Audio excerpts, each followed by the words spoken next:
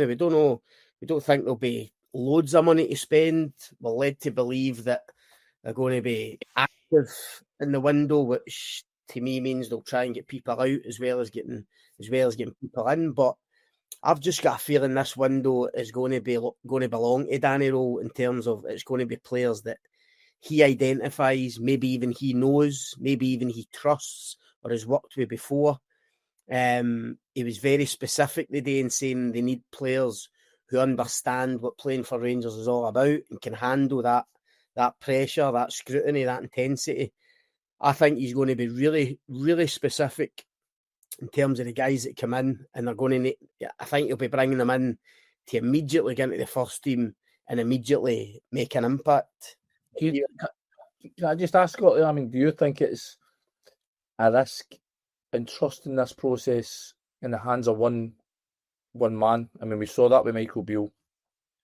He was given the keys to the castle a few years ago, and I mean, his window was pilloried at the time. You look back and it doesn't look so bad compared to what's happened this year. But I mean, I remember being in a briefing with some figures of the club a few years ago, John Bennett, the chairman at the time, and they were discussing the desire to get away from having everything in the hands of one man. That's why they wanted to build this system, this set up behind the scenes where the board would have oversight of transfers. They would play a part. They would quiz every element of a recruitment process. You'd have a sporting director there. You'd have heads of scouting to come in and to play a part.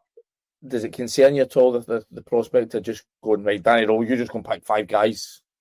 Does that worry you at all? That, if it doesn't work, then you've got these 5 guys that are again pinned to one manager. That again, if Danny Rohl doesn't work out, you're having to clear them out. I mean, you're just caught in this doom cycle of hiring a manager, letting him pick his own players. It doesn't work out, you sack him. You need to get rid of these players again. Is it any more concerning allowing Danny Rohl or trusting Danny Rohl to do it as it was trusting Kevin Thelwell to do it? I mean, because ultimately Kevin Thelwell's pretty much given the keys to the castle in the summer.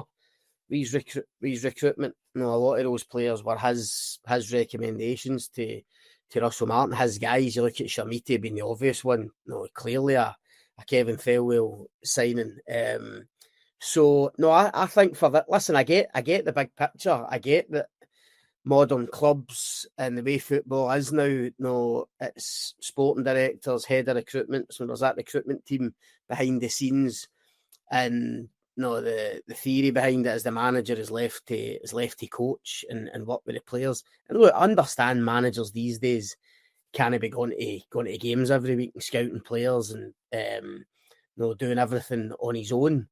But I do think for this window, as I say, given the current state Rangers are in, and given the fact that Danny Rohl's went in there, he's been there 6 weeks now. He's already submitted a dossier, a report, whatever you want to call it, to the owners. Clearly kind of relaying his thoughts on the squad and where they are and what's required. So if he's working really closely with Andrew Kavanagh, which it looks as if he is at the moment, I don't think there's anything wrong with giving him this window. And the key thing is, well, clearly it's who he's going to bring in. I mean, you asked there, is it a risk? It's a risk with any manager. We don't know if Danny Rohl is good at identifying players because he's not the opportunity yet.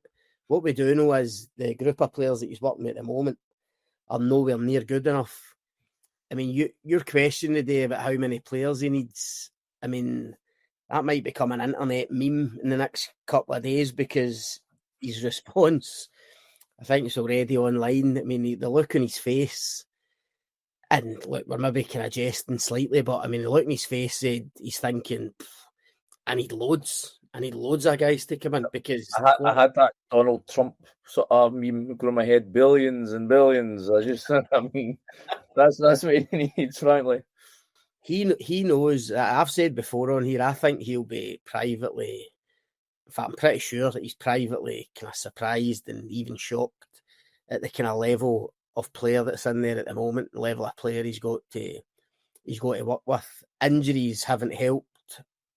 because guys that I think he does quite like, guys like Suter and Cornelius and people like that, he probably feels he can rely on. They're obviously injured now, which is giving them even more headaches. But as I say, it's just about who I think he's going to be very picky, very choosy. There's not going to be a lot of money to work with.